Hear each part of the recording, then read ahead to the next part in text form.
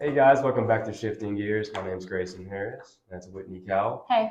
And we are here to be your resident silly gooses for the evening. Or silly geese. Silly geese, I should say, Geese. right? Silly geese. The silliest of geese. We're going to Goofy start. goose. Yeah, absolutely. The goofy gooses. Oh, man. So we're going to be starting out in another goofy area of the country.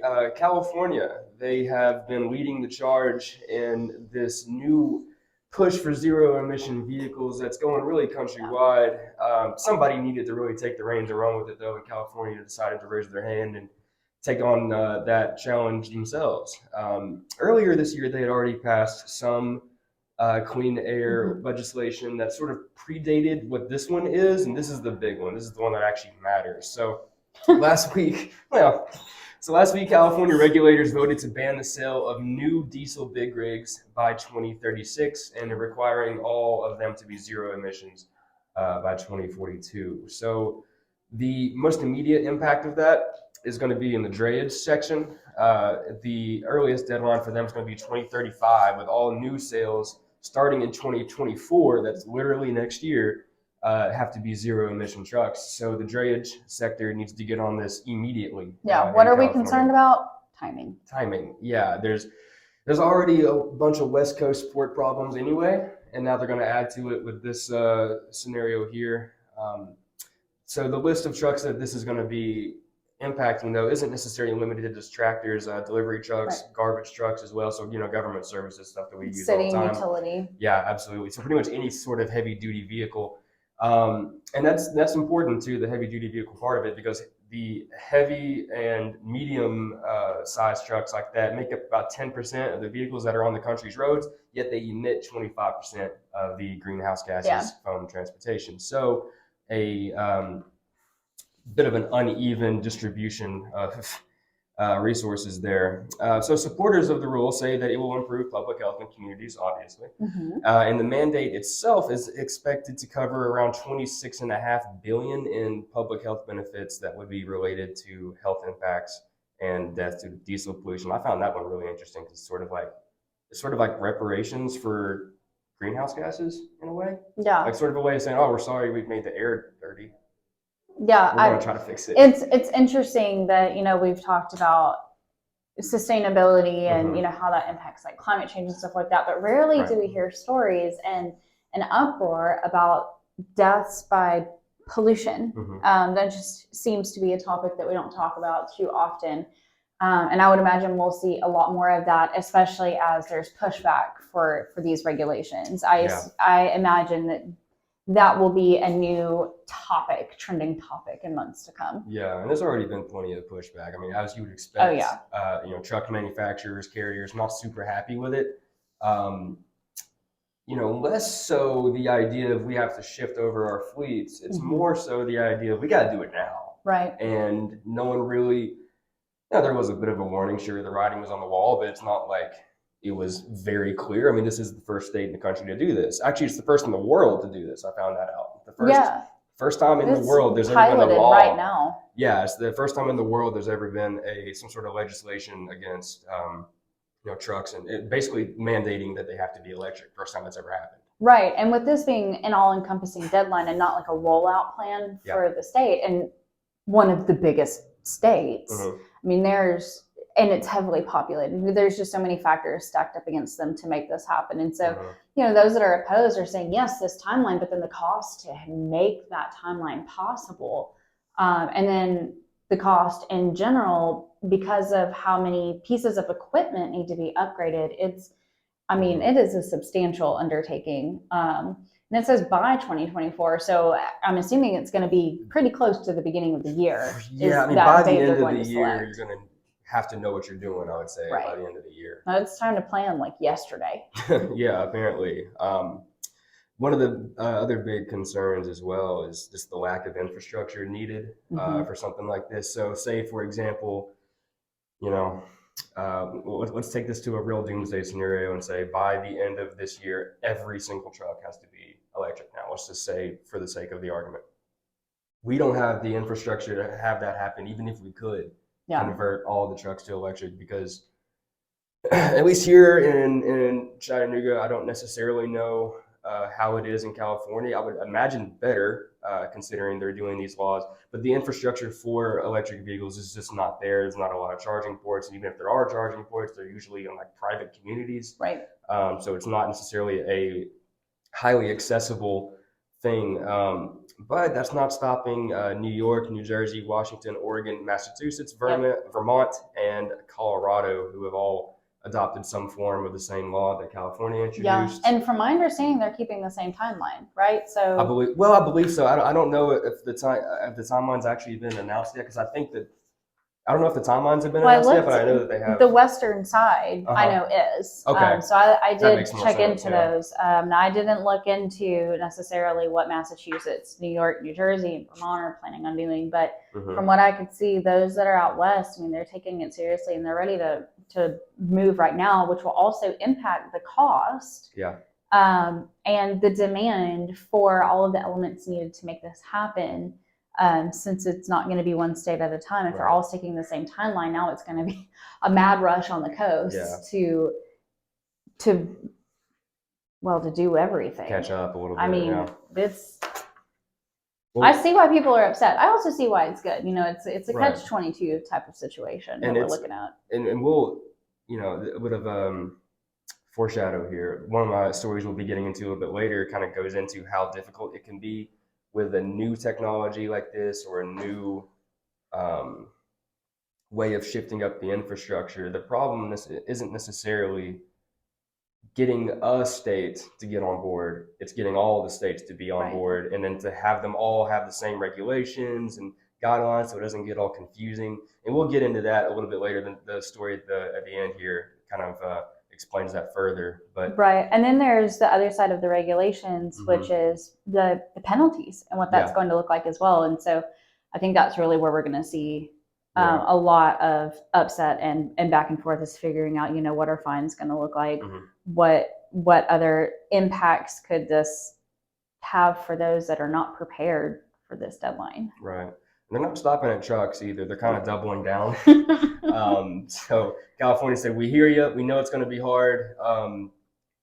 Hey guys, with the trains, are y'all busy? Because we're going to need y'all to switch over too." So California also passed another rule to ban locomotive engines more than 23 years old by 2030. So if 2007 forward. If you were a train born in 2007, you just made it. Congratulations. But they're trying to basically push the entire industry to use more zero-emission technology to transport freight through the ports and the rail yards. This is another interesting part of it right here. An additional ban would prevent locomotives from idling longer than 30 minutes if they're equipped with an automatic shut-off feature. If they're not, then I guess they can. I don't know, just get off and turn it off. No. I don't know. So this is also stems from the health implications from greenhouse gases and whatnot.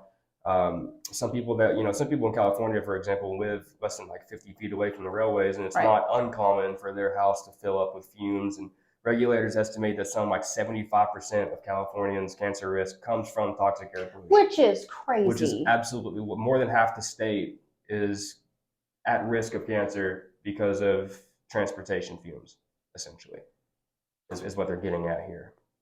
Of this whole thing, this statistic upsets me the most. This is the part that stands out to me. This is the one where, if you're on the fence about it, to me, this is the one that justifies it. Where, even if you're cold and calculated, you're only looking at the numbers of money and whatever, you're talking 70% of however many millions of people in California at some sort of risk. And I didn't do the research, but I'd be interested to see how long they've been tracking this information. Probably not too long, right? I mean, I would think that this hasn't been a big discussion for much longer than 20, 30 years. Yeah. Probably. Oh, definitely not, because at that point, a train was one of the primary modes of transportation. So, of course, we're not looking at all of the negative impacts that it has. We're just innovating into what could be faster, more efficient. So that, which trains sometimes are faster and more efficient. Yeah, and same issues with the train companies that the trucking companies have. The rules or the deadlines are just a bit too ambitious. Again, the lack of infrastructure, how much it's going to cost for these industries to completely switch over their technology and equipment will also increase the prices for the stuff that does get transported by rail. So that's going to have a trickle-down effect on the consumers as well as the train companies themselves. So the Biden administration still has to sign off on these standards for them to move forward, but it is clear from those two stories that California is going to be leading the charge on whatever the future of zero-emission transportation looks like. Well, and specifically Union Pacific. So I did dive in a little bit further, and they've already made the decision to invest $1 billion to start making these upgrades. Oh, wow. So whether or not the Biden administration enforces this, Union Pacific has taken it upon themselves and seen the risk versus benefits, and they've decided to step into that piece of technology. Oh, well, good for them. That's not an insignificant investment. No, and I will say 2030 is a much more reasonable timeline to be doing this. A couple of years versus a couple of months. Oh my goodness. Yeah, absolutely. So that's what's going on over on the West Coast. They seem to be more ambitious than the rest of us. So good on them for that. I'll give them that. Whitney, I mentioned earlier about state laws becoming a bit of a hassle for companies, not just transportation companies, but really any industry to overcome. Have you seen really the proliferation of delivery robots around the country, especially on college campuses and whatnot? Yes. Yeah. So there was one in this restaurant we went to. It was like a Chinese restaurant, and it had like birthday songs. It's like if it was your birthday, they would put the cake on it, and it would like come out, and it would it had music playing, and it had like little, digital eyes on it, and it would come up and you could take the plate out, and then it would turn around and go back to the kitchen. As someone with social anxiety, I would love that. It was unexpected. I had no idea that was going to happen. So of course I stared. It's like ordering off an app in person. Yeah. It's not bad. All right, good. So you have some experience with it. I don't. I've never been served by a robot. I've never had a drone delivery or a pizza delivery via a little go-kart. Well, there's one here in Chattanooga. Yeah, there is. Sushi and steak. We'll do that for you. Okay, good. Awesome. So what I found interesting about this, though, is just the difference in rules from state to state on how these sidewalk robots can operate. And I'll kind of get into it here. It gets a little confusing. So, for example, in Georgia, butts as heavy as 500 pounds, which, holy crap, that's heavy. They can only travel 4 miles an hour. That's their top speed. They're not allowed to go. Hey, that's above an average walking pace. That's, I guess so. Well, if you're a power walker, then it's slow, jolly on the spot. Well, if you can power walk at 500 pounds, that's pretty impressive. Now they can move up to a heavy jog, light sprint, 10 miles an hour if it weighs around 80 pounds. Okay. That would be kind of funny to look outside to see this little robot just zooming on by with like a bag. So a child could technically take one of these for a joyride. Oh. And go flying down the sidewalk. What do you mean a child? I'm going to do it. 80 pounds. I'll make it work. Okay. I'll make it work. That just means we'll go, so I'm about double that. So that means we'll go about 5 miles an hour, Same as a 500-pound box? Yeah, absolutely. All right, so the problem with rules like that, where different states require different, weight restrictions, speed, apparently, making it difficult for tech developers to expand nationally, right? So at the end of 2022, 23 states had some type of law governing how these robots can deliver goods within their state lines. And currently, there's no state that just bans it altogether. There's going to be one eventually. Something's going to happen. There's going to be one. There's going to be an accident. Any bet on which state it's going to be? I mean, it feels like Ohio. It feels like they've had enough bad stuff happen. They're like, we see the writing on the wall. Poor Ohio. We're out of here. We don't want it. I mean, I do think that the accident is going to be human error, human led. Oh, absolutely. Which makes me think of a few specific states pretty close to Tennessee that might be some top offenders. Yeah, absolutely. I mean, I can just imagine someone getting stuck under the 500-pound bot as it walks over them. I will say some of our more crowded populations, like I wouldn't be surprised if it happened like in New York, and somebody just gets plowed down by a robot carrying a box that's 400 pounds. It breaks the the restrictor plate. Now the 500-pound machine can right, just go like or like a Chicago, Atlanta, some a more heavily populated metropolitan area. I could see something going wrong. Yeah, and but that's not really, thankfully, that's not their focus with most of these delivery robots is like highly concentrated areas like that. They tend to, again, with the campuses, because they're so wide open for the most part. Yeah, it's a lot of people, but it's not shoulder to shoulder New York style. That's really where most of these have been rolled out. Like, for example, I think.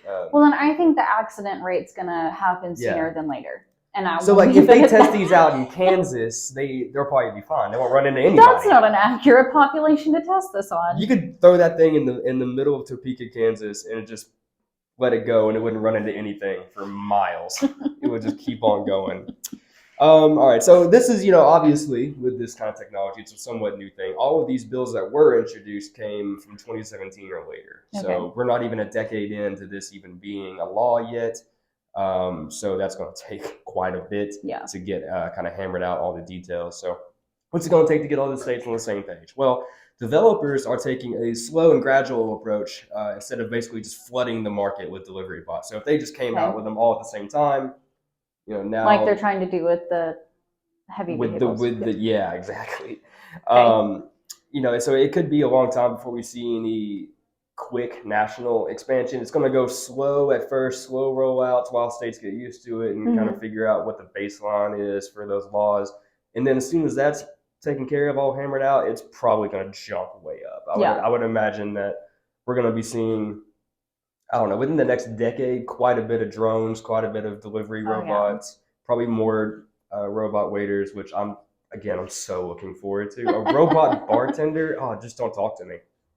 Fantastic. Just don't talk to me. Don't. The slogan since 2020. Yeah. But, just regulatory approval, getting these laws signed doesn't necessarily mean it's going to be a smooth rollout. This is new technology, obviously.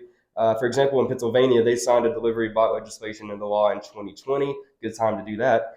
And the state's transportation department authorized, I love the name of this, Kiwi bot to make deliveries in 2021. Does it come with the accent? Kiwi. Oh, that would be great. Oh, I would love that accent.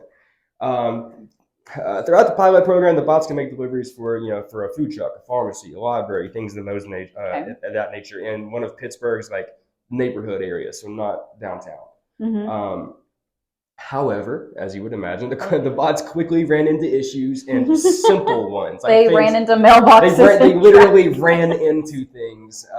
So their sense of direction is no better than that of a toddler. So they're unable to overcome cracked sidewalks and overgrown trees, things cracked of that. Sidewalks. Cracked sidewalks. It would just We'd think our tire technology would be strong enough at this point. But, in total, KiwiBot completed 4 deliveries to 4. Of how many again? Of 972 simulated deliveries. So. Room for improvement. That's not a good percentage. Room for improvement there. So they ultimately decided against a rollout in the neighborhood due to infrastructure challenges. We come back to infrastructure again. Not it's never technology our fault. Challenges. It's the terrain's fault always. So I'm all for this becoming a thing. Whatever I need to do to help that happen, I'm here for it. If I got to pick one of those things up and help it over a sidewalk, I will to get my Taco Bell.